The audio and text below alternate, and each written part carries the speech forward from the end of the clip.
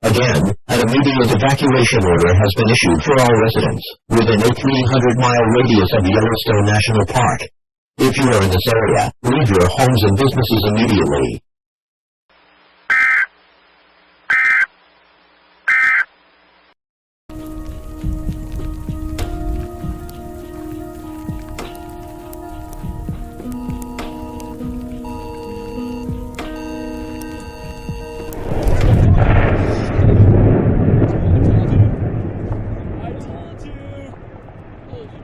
Hahanda muli ang lalawigan ng Albay sa posibleng pagsabog ng Bulkang Mayon na ngayon nasa alert Volcano level 2. in south-central Iceland is continuing to erupt, but fears that melting ice could cause flooding have so far been We will unfounded. expand the As Dominic evacuation Kane reports, area nearly from 10 600 kilometres people to have been 20 removed from their kilometres. homes at the weekend. And Tonight is therefore, towers of we appeal to the choking smoke population and thick nearby. ash billow At into this moment, Bali's all the air. people The race living is around on the to volcano evacuate will 100,000 right now people, find themselves now around fearing a massive volcano. eruption from Mount Yeah. Aenah. Indonesia is facing its highest you might say, more eruptions.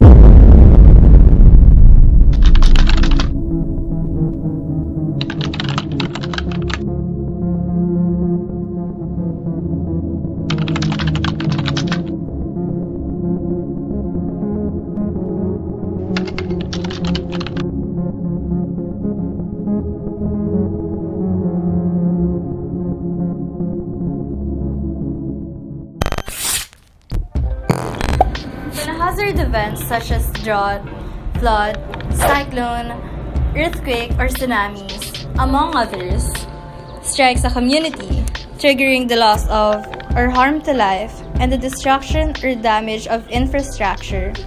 It highlights the fact that the society and its assets are vulnerable. An example, susceptible to the impacts of hazard events.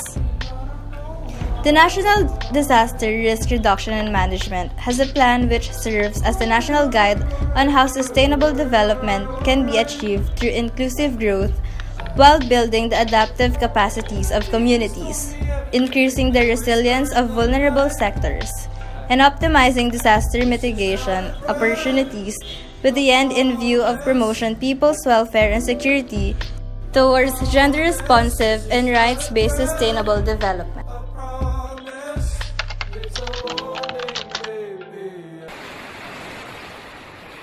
A natural disaster is a disaster caused by nature, and men have no control over them. Earthquakes, tsunamis, floods, هذا السيل بعد ما ازداد قوة landslides, hurricanes, wildfires, We are evacuating from this area here. We'll see if we can go a little further into droughts, volcanic eruptions are some examples of natural disasters.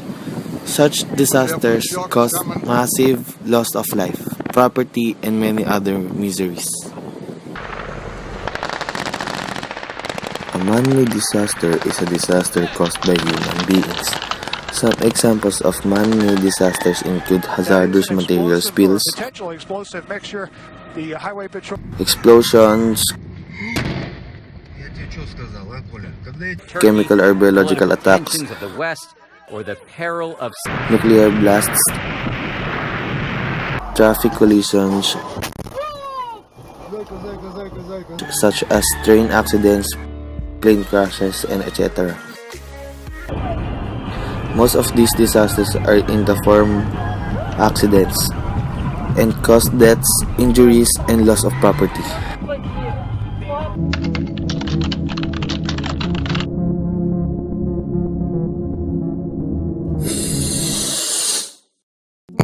There are 10 common types of hazard: chemical hazard, noise hazard, electrical hazard, lighting hazard, vibration hazard, temperature hazard, ergonomic hazard, physical hazard, radioactive hazard, and biological hazard.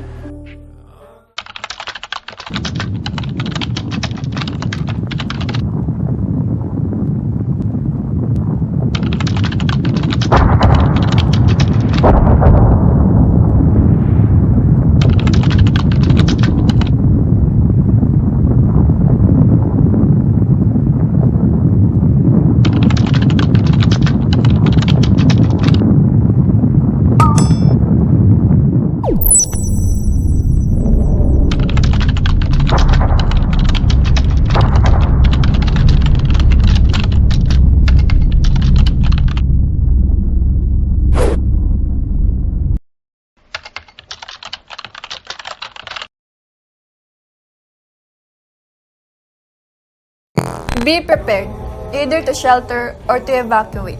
Develop an evacuation plan and a sheltering plan for yourself, your family, and others in your household. Review the plans and make sure that everyone understands them. If you haven't already done so, put together an emergency supplies kit.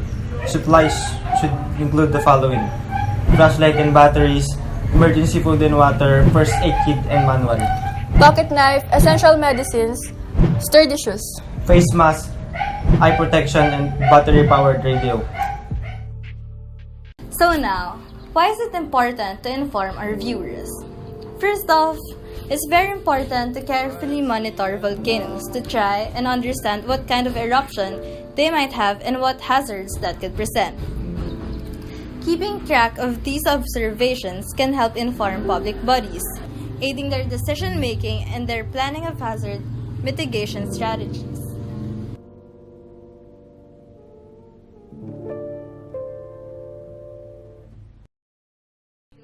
Thanks for watching! See you in our next one! Hardcast only!